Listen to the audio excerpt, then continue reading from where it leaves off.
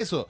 ¿Cómo saber si nuestros hijos navegan seguros por Internet? Está conmigo Jacqueline Caicho, especialista de salvaguardia y protección infantil de Aldeas Infantiles SOS Perú. ¿Cómo estás, Jacqueline? Bienvenida a RPP.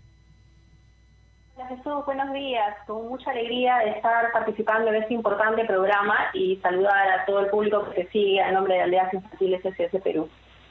Bueno, muchas gracias por el tiempo. Cuéntame un poco, ¿por qué tenemos esta percepción de que la mitad de los padres de familia en nuestro país no tiene idea si sus hijos navegan seguros o no? Hemos pasado 2 años con ellos, conectados. ¿Por qué no tenemos idea todavía después de 2 años? En realidad, la misma encuesta a la que aludes en ese dato, ¿no? Del 50% exactamente estamos divididos, ¿no? En 2 partes, entre padres que piensan que sus hijos están seguros. No está todavía, eso no significa que ese pensar que están seguros implica que realmente lo están, o que tienen noción de por qué la seguridad no, versus un 50% que indica que no sabe, no tiene mayor idea de la seguridad o no. Y eso también tiene mucho que ver con otro dato que nos indica que los papás no conocen el entorno virtual, ¿no? Es decir, no tienen mucha idea de lo que este entorno virtual significa en riesgo para su hijo, ¿no? ¿Por qué? Porque muchas veces hay un mito, una creencia de que al no haber un contacto supuestamente físico, ¿no? Con el niño, con sus hijos, no va a haber un peligro, ¿no? Es decir, yo simplemente puedo no acceder a la información y por eso ya implícitamente asumo que mi hijo está seguro. Entonces hay muchos mitos por detrás, además de la falta de tiempo en la que la misma encuesta revela que muchos de los padres, ¿no?, un poco tienen esta justificación de la falta de tiempo por el tema del trabajo, por el tema de la recarga múltiple que tienen, de no poder informarse más, de no poder dedicarle mucho más tiempo, ¿no? En esta misma encuesta, solamente un 26%, que tampoco es un porcentaje bajo, ¿no?, pero debería ser más, sobre todo, como tú dices, ¿no?, con 2 años de pandemia encima, donde hemos tenido que acompañar la escolaridad virtual, que dice que sí se sienta al costado de su hijo a ver qué cosa está haciendo, ¿no? A ver cómo es que se maneja, qué tipo de redes usa, qué juegos en línea usa, ¿no? Y ese es otro tema, Jesús, que es importante señalarlo, ¿no?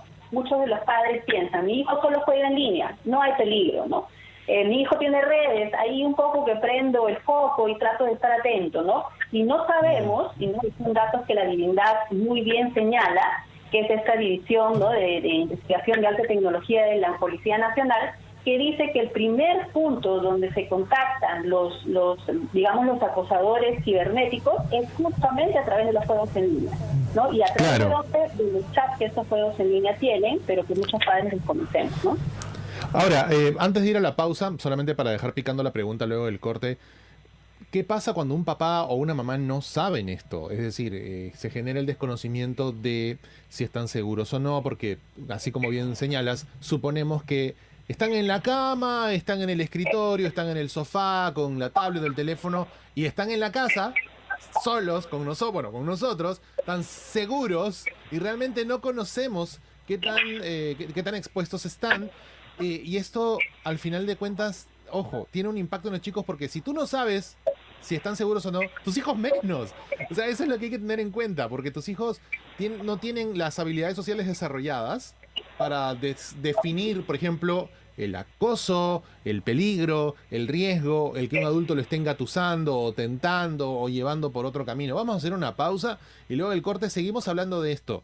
La mitad de los padres aquí en el Perú, los padres y madres en el país, no tiene idea de si sus hijos están seguros. La otra mitad dice que sí, pero tampoco lo sabe con certeza. Así que vamos a la pausa para poner reglas claras sobre qué es estar seguro o segura en Internet y cómo hacerlo. Pausa, regresamos luego del corte aquí en familia.com por RPP, la voz de todo. Noticias como, por ejemplo, la llegada de Apple Pay a Perú esta semana, o la decisión de LG de haber abandonado Rusia junto con otras marcas en un asunto que se está complicando muchísimo en la Europa del Este. Así que toda la información tecnológica a través de NewsGeek, el portal de tecnología de RPP, a través de rpp.p. Y mientras vas buscando noticias, las reseñas de equipos que hemos hecho a lo largo de estos meses, pues seguimos hablando de este tema, de cómo saber si mi hijo y mi hija están en un entorno seguro en Internet. ¿Qué hace seguro un entorno digital. Está conmigo Jacqueline Caicho, especialista de salvaguardia y protección infantil de Aldeas Infantiles SOS Perú. Y antes de la pausa, Jacqueline, te preguntaba, realmente cuando un papá y una mamá no tienen idea si sus hijos están en entornos seguros, sus hijos sí lo saben, porque siempre tenemos esta mentira sistemática de los nativos digitales, y yo lo llamo de esa manera porque para mí no existen los nativos digitales. Para mí los niños tienen experiencia en dispositivos, pero no nacen sabiendo. Aprenden lo mismo que nosotros, pero se exponen más. Y eso le quita responsabilidad al adulto, porque el adulto escucha nativos digitales y dice, no, mi hijo puede solo, mi hija puede sola, ellos ya nacieron con el chip. Mentiras. No, o sea, hay que acompañarlos también. ¿Realmente nuestros hijos e hijas saben lo que es un entorno seguro en Internet? Jesús, a la pregunta que mencionas, es importante, y vamos a referirnos a los números, ¿no? A lo que dice la estadística. En este caso, los adolescentes, sobre todo en esta encuesta que ha realizado Aldeas Infantiles a nivel nacional, y eso es algo que nos alegra porque nos da una noción, ¿no?, de las, digamos, diferentes infancias en todo el Perú, que ciertamente los niños, los adolescentes en el grupo de 10 a 17, y cabe mencionar la edad, ¿no?, sí conocen los mecanismos para identificar, ¿no?, los posibles riesgos que podría implicar algún contacto en las redes sociales. Por ejemplo, ¿no?, el tema de cómo identificar si es un perfil falso, que eso es fundamental para prevenir el grooming, por ejemplo, ¿no? Ellos fácilmente saben identificar, no tienen fotos, no tienen historias, no tienen likes, no cuenta mucha información, ahí hay un peligro. Ahora, ¿cuál es el asunto aquí que está por detrás? Que si bien tienen conciencia y noción de lo que podría ser un posible riesgo, aún así van por ello. Es decir, una persona que ellos han identificado que tiene un perfil no tan, digamos, confiable, aún así el 10%, que no es un número pequeño, menciona que sí le preguntaría y que sí lo contactaría y que sí iniciaría un diálogo con esa persona, a pesar de que sabe que esa persona podría, claro, siempre hay un supuesto, ¿no?, podría ser alguien que podría implicarle un riesgo, ¿no? Porque rápidamente los chicos, ¿no?, esta palabrita tan famosa, estoquean al contacto, ¿no?, y empiezan a ver dónde es, qué historias tiene, qué tan guapo es, ¿no?, me conviene, ¿no?, qué edad tiene, y aún así inician el contacto, ¿no? Eso es un poco en realidad la preocupación. Sí, hay muchas cosas que observar. Por ejemplo, hay muchos adolescentes que intercambian información por acceso. ¿Qué quiere decir esto? Que, por ejemplo, conversan con alguien y este alguien les dice, o le preguntan algo a alguien y este alguien les dice, no, pero no, prefiero no contarte. Y se hacen los interesantes, modifican esta conducta de defensa y le dicen a los chicos, pero mándame una foto, pero mándame un video, mándame un audio diciéndome esto. Y los chicos, por acceder o por sentirse aceptados, envían información personal, envían fotografías, se echan llave al baño o al cuarto para tomarse fotos o grabar videos.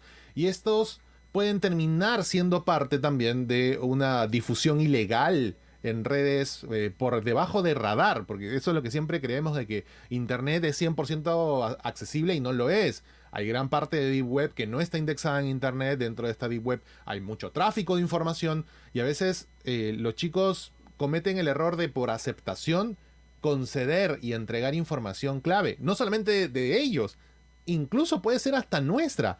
Los turnos de casa, los horarios, las tarjetas, el plano de la casa, qué tienes dentro. O sea, pensemos cuando teníamos entre 10 a 15 años nosotros. Y cuando te decían, oye, vamos a tomar un trago. Y tú sabías que el alcohol te caía mal, pero igual atracabas. O sea, es un poco ese criterio que tenemos que extrapolar en este punto, ¿no? Que los chicos están desarrollando habilidades sociales de defensa, pero no las tienen concretas. Entonces, si yo como padre y madre no me meto en Internet, ¿cómo le puedo recomendar a mis hijos e hijas que se cuiden si yo no sé cómo funciona?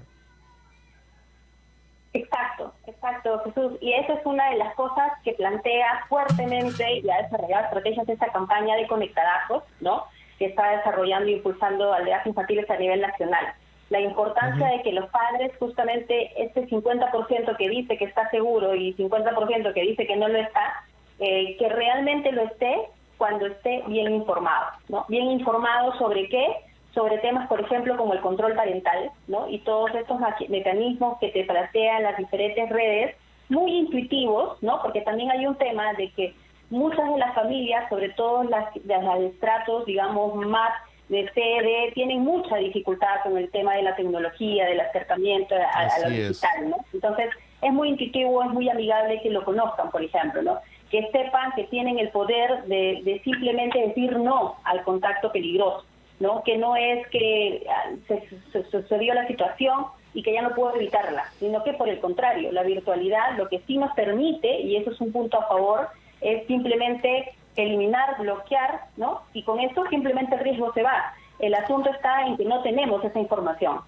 Ya, ok. A ese punto quería llegar justamente, Jacqueline, que has tocado ahí de taquito la palabra que estaba esperando que dijeras. Porque hay padres extremistas, hay madres extremistas que dicen, ok, entonces, si no quiero que mis hijos corran riesgo, bloqueo todo. Te bloqueo Roblox, te bloqueo Discord, te bloqueo Instagram, te bloqueo TikTok, te bloqueo YouTube, te bloqueo todo. ¿Está bien bloquear? Ese es el otro punto importante aquí, Jesús, que es también plantea mucho la campaña, y ahí es más el eslogan, ¿no?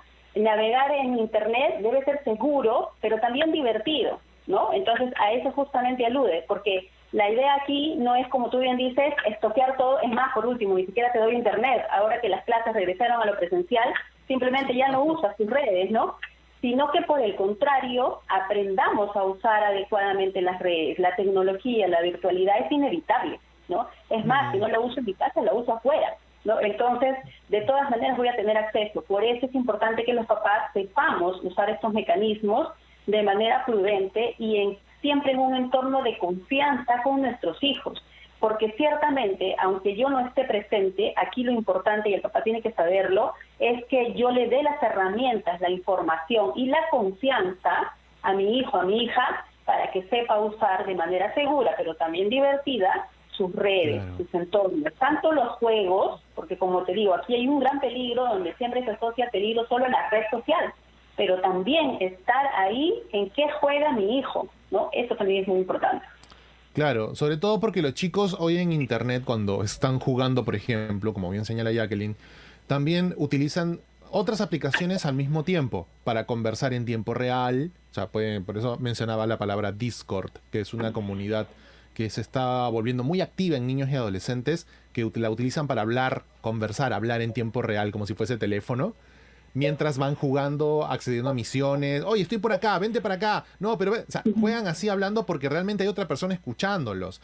Y esto es simultáneo, y a veces la falta de filtros en estas aplicaciones o el desconocimiento de que existen filtros para estas aplicaciones provoca de que cualquiera realmente en el mundo pueda tener contacto con nuestros hijos e hijas. Y es por eso que es importante no bloquear absolutamente, porque ese es el miedo. Me aterra pensar que a mi hijo o a mi hija la vayan a atropellar en la calle, por eso no sale a la calle. No, tampoco es eso. Es enseñarle a cruzar la calle, a tener cuidado, pero es enseñarles. Ya para terminar, Jacqueline, si no conozco estos temas, ¿dónde puedo encontrar información para capacitarme, nutrirme, entender esto?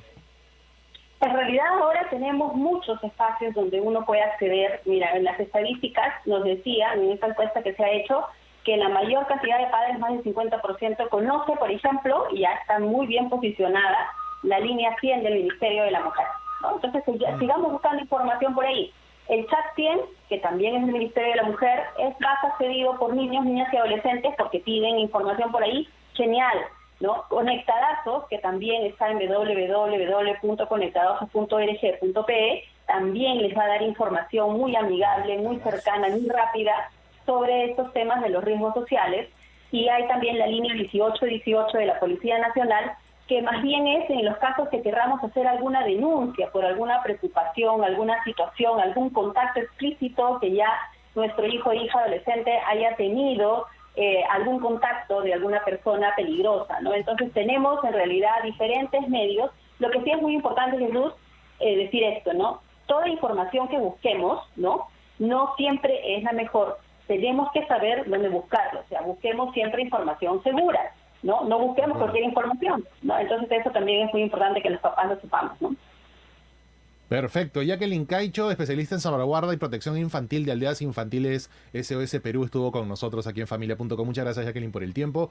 Tenemos que hacer una pausa para el gran resumen de la hora y luego seguimos con más esta mañana de sábado aquí en familia.com por RPP. Y por cierto, en un rato abrimos el inbox, pero vamos a hablar ahora, luego de la